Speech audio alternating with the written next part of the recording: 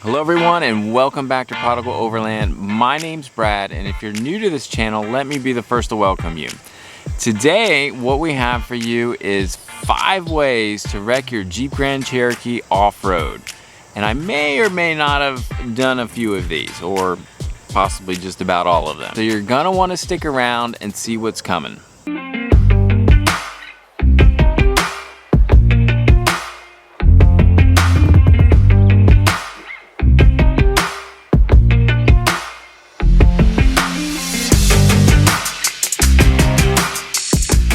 Alright, so before we get started, there are lots of ways that you can wreck your Jeep off-road, okay? I'm mostly going to be talking about the things that I've either seen firsthand or that I've actually done to my Jeep.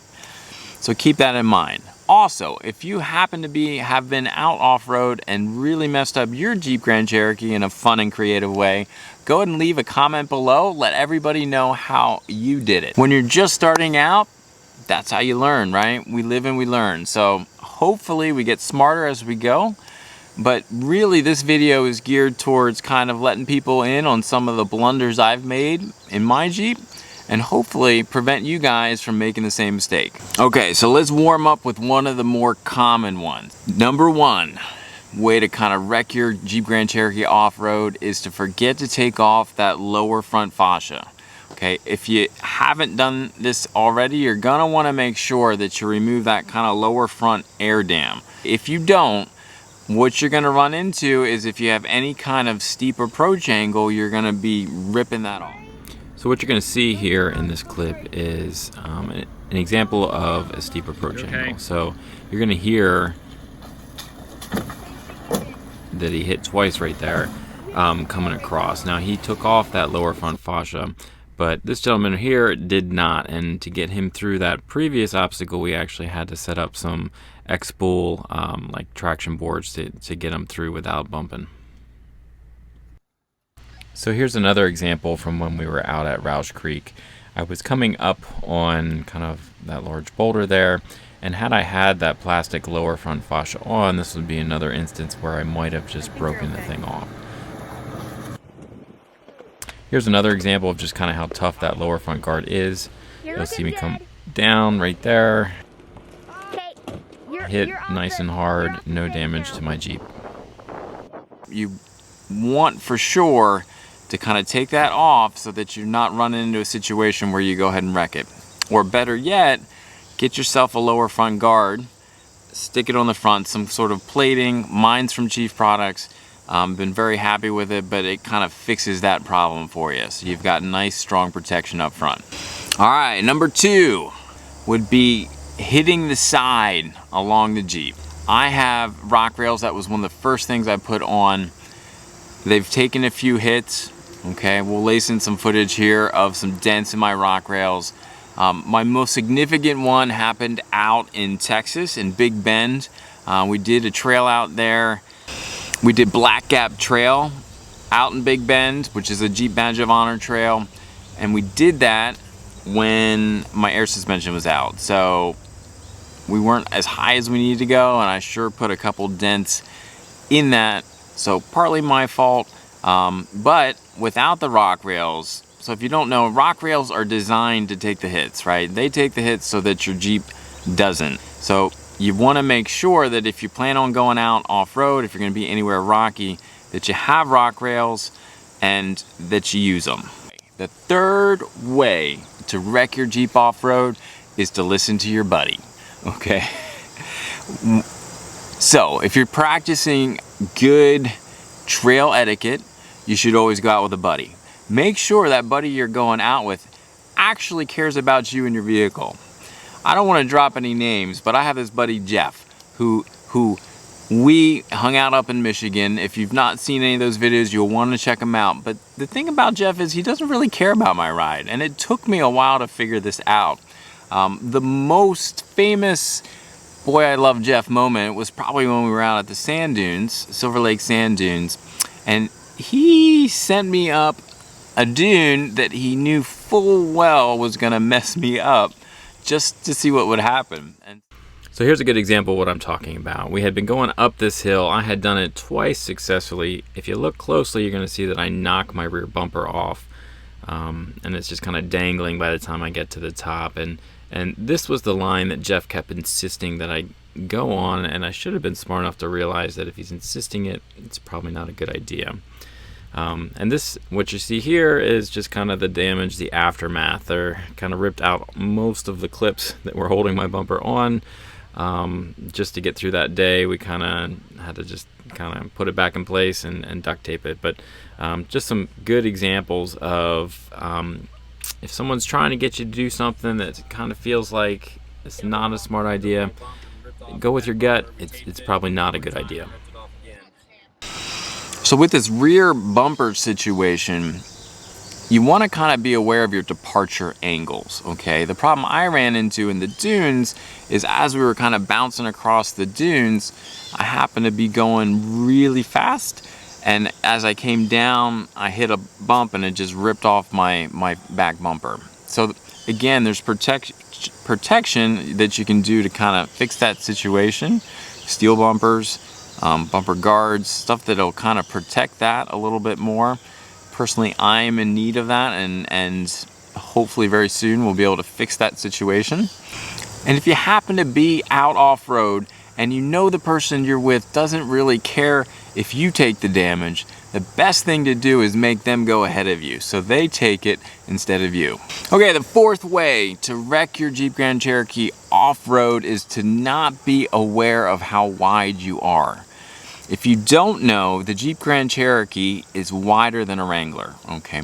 So when you're out on some of these Jeep trails, you need to really make sure that you're aware of your width. Now, I've had a couple situations where I was less than on top of that, and sure enough, we've ripped some fenders off on our side, dented it in. Probably the worst one was in Indiana, up in Redbird. We've got footage of that as well.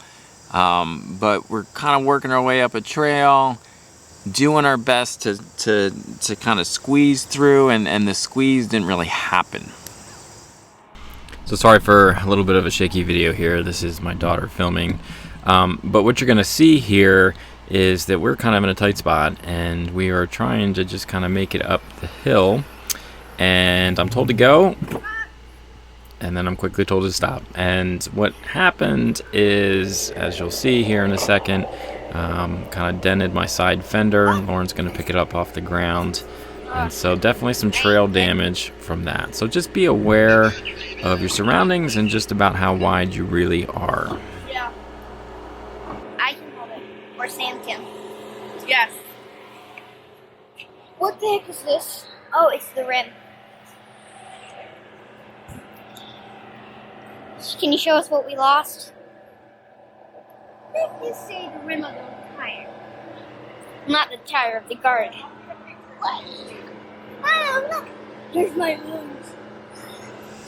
All right, fifth way to wreck your Jeep off-road is to let a bunch of branches slap it. Now, if you care about your paint and how pretty it looks and you don't want pinstriping, you want to be really, really aware of, again, your width out there. We may or may not have been in situations where we basically just had branches slapping up against our Jeep. Now, I'm less concerned about that pinstriping, but I know for sure that there are folks that are really concerned about that. So a way to wreck your Jeep's paint job is to go flying down these trails and let branches hit them. So this is just a trail, so to speak, up in northern Michigan, and you're going to see in this video that there's just branches that keep whacking the vehicle. So like I said, if you're concerned about the paint job, you don't want to be heading down trails like this. Along with the branches that hit along your side and can wreck the paint, if you're in that situation, you also want to be aware that there might be some large sticks across the trail. I discovered out in Michigan, when we were going through these really tight kind of forested areas, along with the branches, I needed to be concerned about what was going on the ground. I foolishly thought that I could probably just fly over some of these smaller branches, that it would be no big deal. What actually happened was my wheels would often snap a branch that was on the ground, and I believe the spinning of the front tires would often launch these things kind of in my undercarriage. Now I've got quite a bit of skid plating under there, but there's a few areas where Jeep has just installed plastic coverings, and I quickly found out that I was able to launch these sticks through that and kind of get up into my drive chain, my drive shaft rather.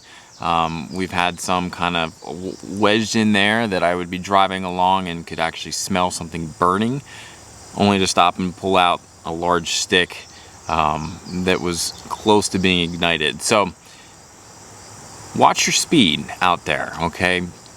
I was kind of feeling like, boy, this is smooth. It's nice and soft. There were wet leaves, and I wasn't really worried about large branches. In retrospect, you need to kind of be careful that you're not sending those branches that are on the ground up into your undercarriage. You have to drop the skid plate. You think it's wedged that good? Yeah, it's just up against the exhaust right here. So that's what's you loose. What if I push and you pull? Let me come down. Let me come down there. Let's get the stick. So this, we were smelling something burning, and this was laying up against the exhaust. So we pulled that out before it caught fire. Jeff thought maybe that's not going to be an issue, but anyway, we're going to go slower with the sticks from now on, I think. Right? For sure. I'm going to start a forest fire with the Okay, and for the bonus, now I have not personally done this, but a way you can really wreck your vehicle is in water crossings. And honestly, of all of the things I've mentioned so far, this would be the way that you could probably do the most damage to your vehicle. What do I mean by that? Well, anytime you're going into water, it's a really good thing to know how deep it is and what is actually under the surface. Like, what are you driving across? Is it muddy on the bottom? Is it rocky on the bottom? You need to know what's under there. Okay, why? Well, when we were out at Roush Creek, we did several small water crossings, and you can't see what's under. We did a couple where we would kind of see how deep it was, but more than anything, the issue was that there were these large rocks kind of throughout, and so we had to take it real slow, because if we didn't and we thought, oh, water, we're gonna go flying through this, it's gonna look so cool, we could really do some damage to the underside, kind of running full speed into these large rocks. So you need to be super careful. Conversely, if the bottom is really muddy and sandy, you need to be super careful, because you might find yourself in a situation where you start to either sink into the mud and kind of lose your traction, and then have water coming into your air intake, which wouldn't be good. So you just want to be careful. When we were up in Michigan, my buddy Jeff took his 4Runner kind of fast through some of the water. Looked really neat, but he ended up kind of blowing out his whole front grille, losing an alternator in the process. I've certainly seen enough videos online of guys going too fast in the water, and the water just kind of gets forced in the air intake. You've got water in your engine, and the next thing you know, you're hydrolocked, and you're kind of in a world of hurt. So water crossings can be lots of fun, but they're probably one of the more potentially hazardous situations you're putting yourself in. So before you let your buddy convince you that it's a good idea to go plowing through it and it would look super cool, you want to just take a moment, let your ego come down, and realize, I need to know a couple things before we go charging into this. That being said, if you're smart about it, they are a lot of fun. There you go, guys. 5 ways to wreck your Jeep Grand Cherokee when you go out off-road.